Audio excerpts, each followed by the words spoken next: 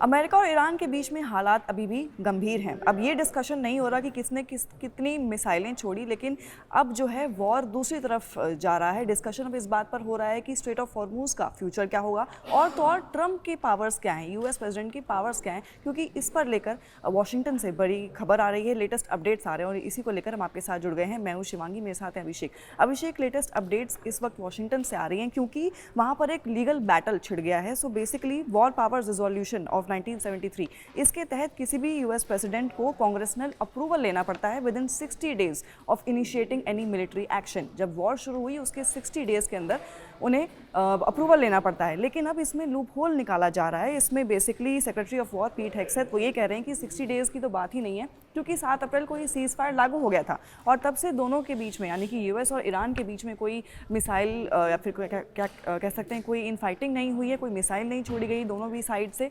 तो कोई जब मिलिट्री एक्शन हो ही नहीं रहा है तो फिर किस बात का अप्रूवल क्यों लिया जाए। लेकिन इसी पर कांग्रेस से भी ये कहा जा रहा है कि जब आपने स्ट्रेट ऑफ हॉर्मूज को ब्लॉक किया हुआ है तो कहीं ना कहीं आप ये नहीं कह सकते कि वॉर समाप्त हो गई है, वॉर एंड हो चुकी है, टर्मिनेट हो गई है। इसलिए मैंने ये थंबनेल और ये हेडलाइन भी यही दी थी कि क्या ईरान युद्ध समाप्त हो गया, क्योंकि ट्रंप एडमिनिस्ट्रेशन ये दावा कर रहे हैं कि war has already terminated, war पूरी तरह से समाप्त हो गई है क्योंकि कोई मिलिट्री एक्शन लिया ही नहीं गया। लेकिन वहीं कांग्रेस के जो लोग हैं वो साफ तौर पर कह रहे हैं कि स्ट्रेट ऑफ हॉर्मूज अभी भी ब्लॉक्ड है, नेवल ब्लॉकेड लगा हुआ है, ईरान को ही नहीं बल्कि पूरी दुनिया को इससे भारी नुकसान सहना पड़ रहा है। तो आप कैसे कह सकते हैं कि वॉर खत्म हो गई? तो जी, आप देख सकते हैं लीगल बैटल कहां तक पहुंच गया है। शिवांगी, वॉर खत्म हुआ है या नहीं हुआ है इसका जवाब मार्केट्स दे रही हैं। बिल्कुल, मार्केट्स में अगर देखें तो जो क्रूड ऑयल का प्राइस है प्रति बैरल $125 तक पहुंच गया है। अब तक का हाईएस्ट है ये कई सालों में। जब रशिया यूक्रेन का वॉर शुरू हुआ था तब ये बात डिस्कस हुई थी कि कहीं ना कहीं ऑयल प्राइसेस बहुत ज़्यादा इम्पैक्ट होंगे, और उसके बाद भी ऐसी स्थिति नहीं आई थी कि $125, लेकिन अब $125 प्रति बैरल का जो प्राइस है वो क्रूड ऑयल का पहुंच चुका है और कहीं ना कहीं पूरी दुनिया को इम्पैक्ट कर रहा है। तो ये सिर्फ पर्दा डालने वाली बात है कि आप कह रहे हैं कि वॉर समाप्त हो गया। यूएस में जो लीगल बैटल है, आपको कांग्रेस से जो परमिशन लेनी है, और डोनाल्ड ट्रंप को क्लियरली पता है कि अगर उन्होंने कांग्रेस में ये मुद्दा उठाया तो उनको दबाया जाएगा और उनको ये परमिशन नहीं मिलेगी। उनकी मेजॉरिटी जो खास तौर पर अगर बात करें कि ओपोजिशन के अलावा डोनाल्ड ट्रंप की पार्टी के खुद के ऐसे लोग हैं जो इस वॉर के अभी विरुद्ध में हैं। इवन अगर जेडी वैंस की बात करें तो बड़ा अपडेट एक ये भी है कि जेडी वैंस और पेंटागन के बीच में एक रिफ्ट देखने को मिला है।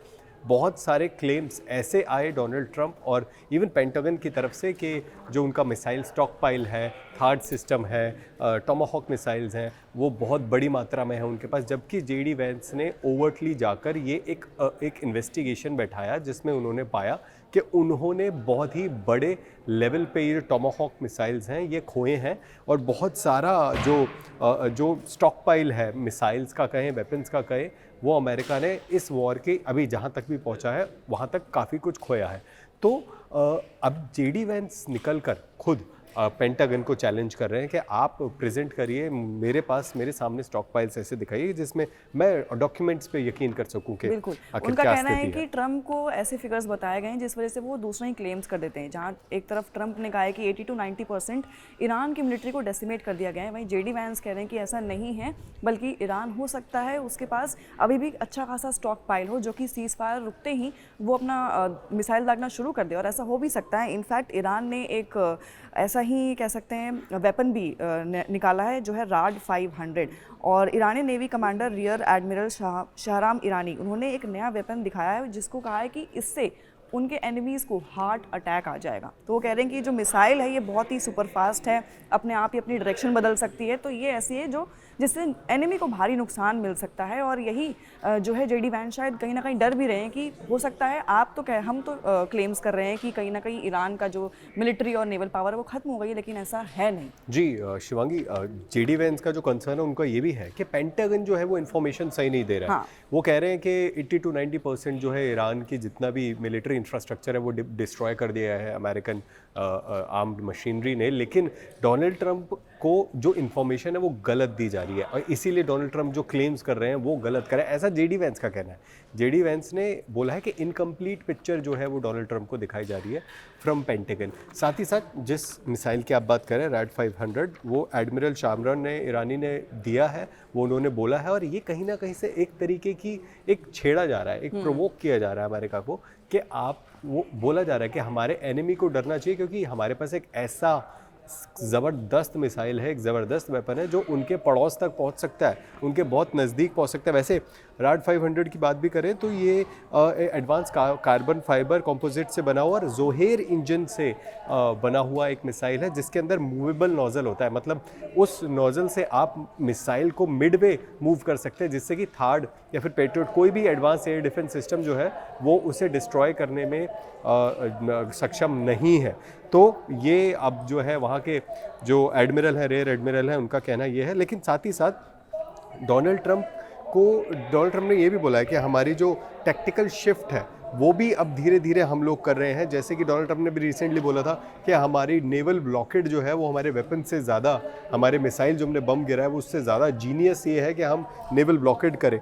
ऐसे ही जो टैक्टिकल शिफ्ट है डोनाल्ड ट्रंप की, जो यूएस आर्मी है, जो यूएस मिलिट्री है, वो करना शुरू कर रही है। लेकिन साथ ही साथ अगर मार्केट की बात करें शिवांगी, तो मार्केट को बहुत बहुत ज़बरदस्त नुकसान पहुंचा है, क्योंकि रिसेंटली यूएई ने जब ओपेक से एग्ज़िट लिया और उसके बाद जितनी भी गतिविधियां हुई हैं यूएस ब्लॉकेड की वजह से, ईरान के ब्लॉकेड की वजह से, अब स्थिति बिल्कुल भी हाथ में नहीं है। और ऐसा लग रहा है कि ईरान कहीं ना कहीं अपने आप को बड़ा दिखाने के लिए, अपने आप को साबित करने के लिए जो है अब जो ब्लॉकेड है वो करेगा। और यूएस ईरान को दबाने की, ईरान की इकोनॉमी को जब तक डिप्लीट ख़त्म नहीं कर देता तब तक वो इस ब्लॉकेड को हटाएगा नहीं। लेकिन बीच में पाकिस्तान भी फंस गया, क्योंकि पाकिस्तान के प्राइम मिनिस्टर का कल भी बयान आया था, आज भी पाकिस्तान ने बोल दिया है कि पाकिस्तान 2 साल 3 साल पीछे चला गया है, क्योंकि पाकिस्तान की जो इकोनॉमी थी उसको 800-900 मिलियन डॉलर का लॉस हुआ है।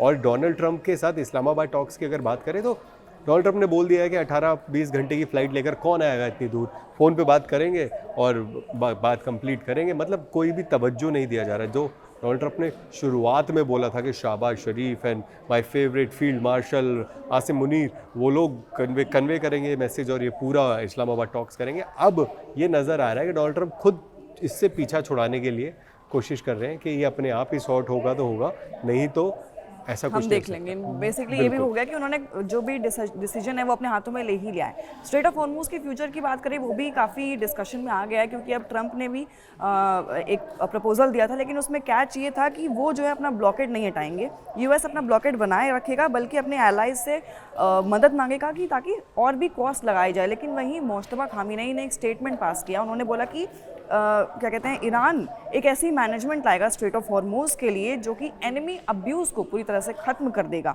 और उन्होंने ये भी कहा कि अमेरिकन्स को उन्होंने साफ चेतावनी दी, उन्होंने कहा कि अमेरिकन्स की जो प्लेस है वो it is at the bottom of its waters, at the bottom of the waters of the Persian gulf. तो उन्होंने साफ तौर पे अमेरिका को वार्निंग भी दी और ये भी कहा कि जो न्यू रिजीम आएगी वो एक नए सिरे से स्ट्रेट ऑफ हॉर्मुज़ का क्या कहते हैं पूरा मैनेजमेंट करेगी, पूरा उसकी तरह उसको देखेगी ताकि एनिमी अब्यूज़ वहाँ से हट जाए। लेकिन ब्लॉकेड से बात अगर देखी जाए तो ब्लॉकेड से सबसे ज़्यादा नुकसान ईरान को हो रहा है, और इस पर ट्रंप बार बार यही रिट्रेट भी कर रहे हैं कि इकॉनमी जो है ईरान की वो पूरी तरह से क्रश हो चुकी है, पूरी तरह से समाप्त हो चुकी है। इनफैक्ट कैजुअलिटी के फिगर्स भी ट्रंप ने सामने रखे हैं कि अब तक ईरान में लगभग 42,000 लोगों की मौत हो गई, और इसमें कई सारे सिटीजन्स ईरान ने खुद ही मार दिए। इनफैक्ट कई महिलाएँ थी जिनको मारने का उन्होंने ऑर्डर भी दे दिया था, लेकिन ट्रंप ने उसको रुकवाया। तो ट्रंप साफ तौर पर कह रहे हैं कि ईरान अब भीख मांग रहा है कि अब इस वॉर को ख़त्म कर दिया जाए।